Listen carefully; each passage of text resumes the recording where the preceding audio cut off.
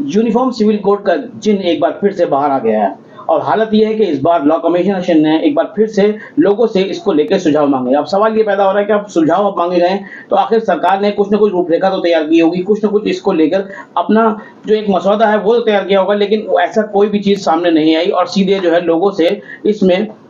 सुझाव मांगे गए हैं। अभी हमारे साथ बात करने के लिए मौजूद हैं ऑल इंडिया यूनियन कांग्रेस के जनरल सेक्रेटरी और इसके साथ-साथ जो उर्दू के लिए बहुत ज़्यादा जो है खैरख़्वाह और वो काम करने के लिए लगे रहने वाले, हमेशा से उसके लिए काम करने वाले डॉक्टर सैयद अहमद खान। उनसे ही बात करते हैं कि आखिर उनका क्या मानना है इस यूनिफॉर्म सिविल कोड को लेकर और वो क्या सोचते हैं? ये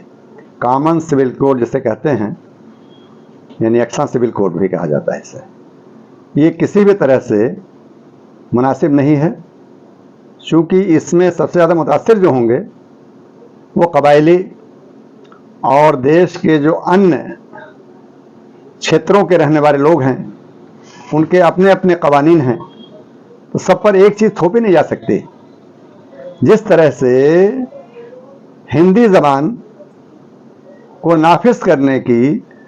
वक्त वक्त पर कोशिश की जाती रही, पूरे मुल्क में नाफिज कर दी जाए, लेकिन ऐसा मुमकिन नहीं हो पाया है। जब एक ज़बान नहीं नाफिज हो सकती हमारे मुल्क में, तो फिर एक जैसे कानून सबके लिए कैसे नाफिज हो जाएंगे? इस पर all India Muslim personal law board की तरफ से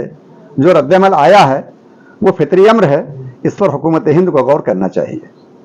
डॉक्टर साहब, जैसे लॉ कमीशन ने जो है सुझाव मांगे हैं, तो आपको क्या लगता है कि किस तरह से इसको अब आगे जो है, कहीं ऐसा तो नहीं कि सिर्फ चुनावी स्टंट हो और माहौल बनाने के लिए, माहौल को गरमाने के लिए इस तरह की चीजें और इसको वापस जो है बोतल से बाहर निकाला गया हो? जी, मुझे बिल्कुल ऐसा ही लगता है,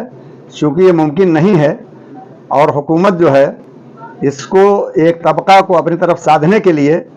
ये जिन छोड़ा है कि एक ऐसे इशू लाए जाएं जिससे कि वोट पोलराइज हो और वोट हासिल करना आसान हो, लेकिन ये मुमकिन नहीं है। ये हो सकता है कि जो आने वाला आम इंतखाब 2025 है उसको सामने रख करके ऐसा किया गया है, और जाहिर है कि लॉ कमीशन को भी मालूम है कि भारत देश के सभी नागरिक इसको मंजूर नहीं कर सकते।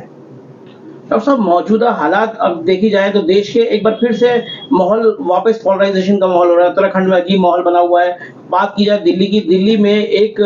जो तलबा है उसको, छात्रा को रोक दिया जाता है क्योंकि उसने जो है हिजाब पहना हुआ था, उनको एग्जाम नहीं देने दिया जाता। तो क्या लगता है कैसा माहौल है, आखिर कौन इसके लिए जिम्मेदार है और हम लोग जो तंजीमें हैं वो कहाँ हैं? असल में ये भारत सरकार की जिम्मेदारी बनती है कि उसने भारत के आइन के मुताबिक हलफ लेकर के हुकूमत साजी की है, तो उसको जवाबदेही तय करनी पड़ेगी कि ऐसे माहौल बिगाड़ने वालों के खिलाफ उसने क्या एक्शन लिया। जबकि सुप्रीम कोर्ट ऑफ इंडिया ने क्लियर तौर पर ये यानी डायरेक्शन दिया कि सभी स्टेट के लोग इस बात को यकीनी बनाएं कि मुल्क में फ़िरका वाराना तसादुम न होने पाए, फ़िरका वाराना हम आहंगी बढ़े, गंगा जमुनी तहजीब को फ़रोग मिले। लेकिन उसके बरक्स आरएसएस से वाबस्ता तंजीमें, जिसमें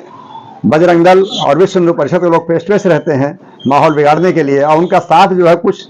ऐसे जो राक्षसी किस्म के लोग हैं साधु के वेश में, वो साथ देने लगते हैं और हुआ करने, एक सीआर ने हुआ किया, ये सारे सीआर हुआ करने लग जाते हैं। और इसमें राक्षसी किस्म के जो साधु के वेश में सामने आते हैं वो गलत लोग शामिल हो गए हैं। असली साधु जो है भारत का, वो सम्मानीय है, वो काबिल कद्र है। वो साधु लोग कभी भी ऐसा नहीं चाहते हैं कि देश के अंदर वैमनस्यता फैलाई जाए और सांप्रदायिकता को बढ़ावा दिया जाए, बल्कि वो सद्भावना के कायल हैं। चूँकि हमने साधुओं से मुलाकात की है, उनके करीब हम रहे हैं, उनके बीच में रहे हैं, मैं फैज़ाबाद का रहने वाला हूँ, तो जाहिर है कि मुझे उनके दरमियान अयोध्या में रहने का बहुत मौका मिला है। वहाँ तो कभी ऐसा लगता ही नहीं कि हम लोग आपस में कहीं किसी से दूर हैं, कोई आपस में कोई नफरत है, बल्कि प्यार मोहब्बत से रहते आए हैं। और वहाँ की हनुमानगढ़ी जो है, सबसे बड़ा जो मंदिर अभी मौजूद है,